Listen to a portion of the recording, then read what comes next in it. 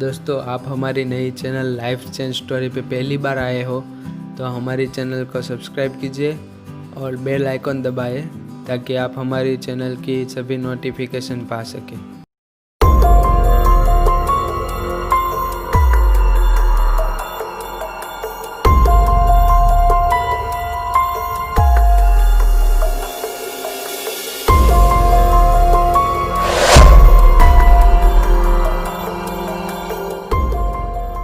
मंजिल मिल ही जाती है भटकते हुए ही सही। मंजिल मिल ही जाती है भटकते हुए ही सही। गुमराह तो वो है जो घर से निकले ही नहीं। दोस्तों, कोई भी काम असंभव नहीं होता, बल्कि थोड़ा कठिन ज़रूर होता है। जब कोई काम इतना कठिन होता है जिसे हम आसानी से नहीं कर सकते, तो बस हम उसे असंभव कहने लगते हैं। यही असंभव शब्द जब हमारे दिमाग में बैठ जाता है तो हम फिर प्रयास करना ही बंद कर देते हैं। पहले वनडे में शतक बनाने पर बहुत तारीफें होती थी और वनडे में दोहरा शतक लगाना तो असंभव ही था। उसके बारे में तो कोई सोचता भी नहीं था। लेकिन हमारे मास्टर ब्लास्टर सचिन तेंदुलकर ने लोगों के इस भ्रम को तोड़ा और वनडे में 200 रन बनाकर एक कीर्तिमान स्थापित किया। और ये कहानी यहीं नहीं रुकी। कुछ ही दिन बाद विस्फोटक बल्लेबाज सहवाग ने भी दोहरा शतक लगा दिया। इसके बाद 200 रन कई लोग अब बना चुके हैं। उसमें भी रोहित शर्मा जैसे बल्लेबाज ये कारनामा 3 बार दोहरा चुके हैं। हमेशा याद रखिए कि सफलता के लिए किया गया आपका अपना संकल्प किसी भी और संकल्प से ज़्यादा महत्व रखता है। आइए फ्रेंड्स, अब हम कुछ ऐसे प्रतिभाशाली व्यक्तियों के बारे में देखते हैं जिसने असंभव जैसे शब्द को अपने जीवन में आने ही नहीं दिया। अरुणिमा सिन्हा भारत के राष्ट्रीय स्तर की पूर्व वॉलीबॉल खिलाड़ी और माउंट एवरेस्ट फतह करने वाली पहली भारतीय विकलांग महिला। अरुणिमा सिन्हा 11 अप्रैल 2011 को पद्मावती एक्सप्रेस से लखनऊ से दिल्ली जा रही थी। रात के लगभग 1 बजे कुछ शातिर अपराधी ट्रेन के डिब्बों में दाखिल हुए और अरुणिमा सिन्हा को अकेला देखकर उनके गले की चेन छीनने का प्रयास करने लगे। जिसका विरोध अरुणिमा सिन्हा ने किया तो उन शातिर चोरों ने अरुणिमा सिन्हा को चलती हुई ट्रेन से बरेली के पास बाहर फेंक दिया, जिसकी वजह से अरुणिमा सिन्हा का बायां पैर पटरियों के बीच में आ जाने से कट गया।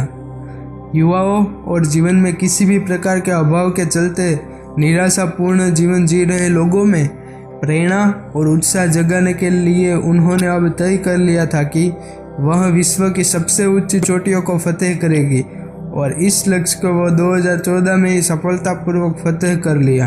अपराधियों द्वारा चलती ट्रेन से फेंक दिए जाने के कारण एक पैर गंवा चुकने के बावजूद अरुणिमा ने गजब के जीवन का परिचय देते हुए 21 मई 2013 को दुनिया की सबसे ऊंची चोटी माउंट एवरेस्ट, जिसकी हाइट 29,028 फुट है, उसको फतह कर लिया और नया इतिहास रचते हुए ऐसा करने वाली पहली दिव्यांग भारतीय महिला होने का रिकॉर्ड अपने नाम कर लिया। ट्रेन दुर्घटना से पूर्व उन्होंने कई राष्ट्रीय प्रतियोगिताओं में राज्य की वॉलीबॉल और फुटबॉल टीमों में प्रतिनिधित्व किया है। दोस्तों, क्या आप जानते हैं कि एक ऐसे इंसान जिसका शरीर 95% दिव्यांग है और फिर भी दुनिया भर में उनके नाम का बोलबाला है। दोस्तों, हम बात कर रहे हैं इस सदी के महान वैज्ञानिक स्टीफन हॉकिंग की। आज की पीढ़ी के लिए हॉकिंग एक उदाहरण है कि कैसे ये पता होने के बावजूद कि इनके शरीर का हर अंग पैरालिसिस होने वाला है, उन्होंने जीवन जीने की और जीवन में सफल होने की चाह नहीं छोड़ी। मैं मौत से नहीं डरता, लेकिन मुझे मरने की कोई जल्दी नहीं है। मेरे पास पहले से ही करने के लिए इतना कुछ है। ये शब्द महान वैज्ञानिक स्टीफन हॉकिंग के हैं।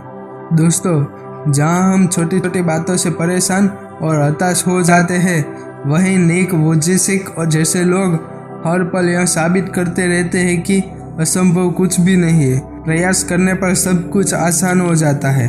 वे अपनी दिव्यांगता से इतने निराश थे कि 10वें वर्ष की उम्र में ही उन्होंने आत्महत्या करने की कोशिश की, लेकिन फिर उनकी मां के द्वारा दिए गए एक लेख को पढ़कर उनके जीवन का प्रति नजरिया पूरी तरह से परिवर्तित हो गया। यह लेख एक समाचार पत्र में प्रकाशित हुआ था, जो एक दिव्यांग व्यक्ति की अपनी दिव्यांगता से जंग और उस पर विजय की कहानी थी।